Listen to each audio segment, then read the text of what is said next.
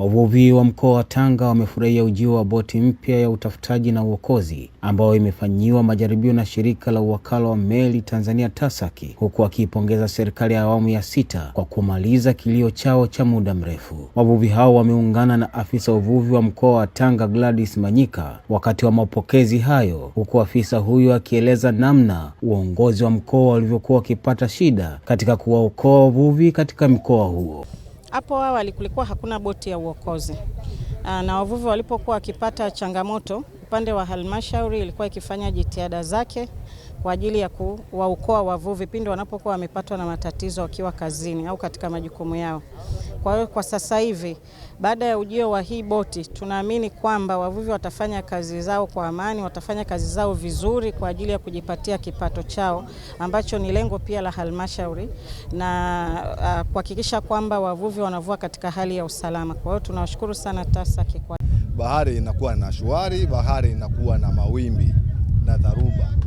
Kwa hiyo hakuna chombo mwingine ambaye unakuwa unamhitaji ili aweze kukuokoa, naye anakimbilia katika hali yake ya usalama.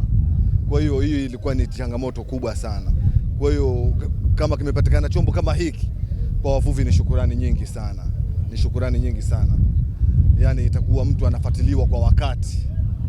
Pale anapokuwa amefika na dharuba tu basi na kufanya mawasiliano na kufuatiliwa ili aweze kuwa sehemu salama. Kauli yetu sasa tunawapa asante, tunashukuru sana kufikisha hicho chombo kwamba itakuwa ni vizuri, na tunawashukuru sana. Tunawashukuru sana kwa hiyo kwamba ni vizuri na kutuletea. Changamoto ni kubwa sana, maana watu wengi washadhama sana, vyombo kwa hawana vya kuwaja kwa hamna. Wengi washadhama sana, tuna wengi washakufa sana. Kushona kwanza kwamba vyombo kwa ni muhimu sana. Na hii nafasi tunaililia sana kama hii chombo kipatikane. Lakini mpaka leo hii hakijapatikana. Kimepatikana leo, fursa kwamba imekuja leo, kimepatikana leo. Na ndio siku nyingi sana kwa tunaomba sana yani chombo kipatikane kwa hali yote. Juu hali na mali kipatikane.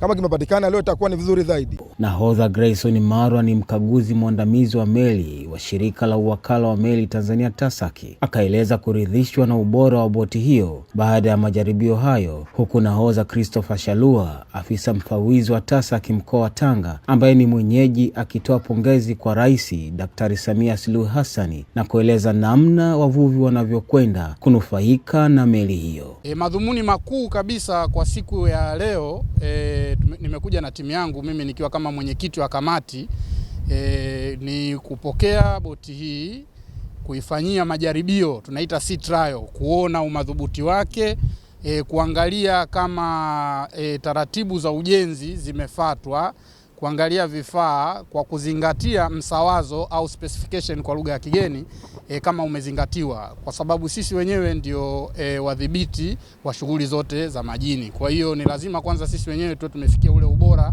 unaotakiwa ili tuwe mfano wa kuigwa. Vyombo hivi madhumuni yake makubwa yatakuwa ni utafutaji na uokozi inapotokea dharura baharini kwa hichi cha hapa Tanga.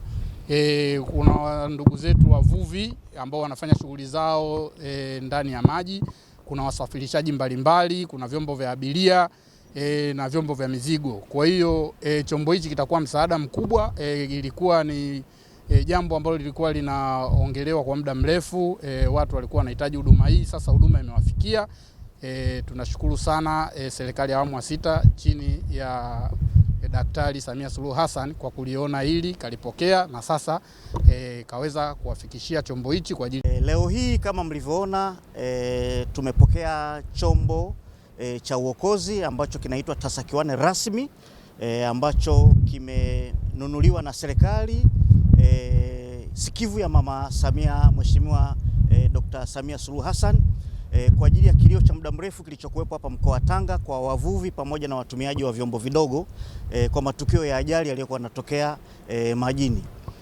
Chombo hiki tumekifanyia majaribio leo, kiko imara, kiko vizuri, kina mwendo wa kutosha kabisa kuweza kufika maeneo yote ya karibu kwa ajili ya kuweza kutoa huduma za haraka za uokozi.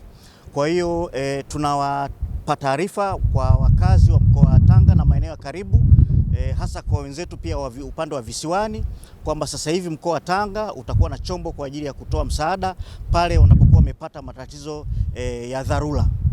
Lakini ningependa kutumia na fursa pia kuweza kuwaambia watumiaji na waongozaji wa vyombo vidogo basi wasibweteke baada ya kuona kwamba hiki chombo kimekuja, kwa sababu hii ni hatua ya pili ya uokozi. Tunataka kwanza tuelekeze nguvu zetu kwenye kujikinga, na kwenye kujikinga kama anavyosema siku zote ni kuhakikisha kwamba tunachukua tahadhari, tunasafiri kwenye vyombo salama, vyombo vilivyoruhusiwa kisheria kwa kazi husika, lakini pia tusisahau kuvaa na kutumia vyombo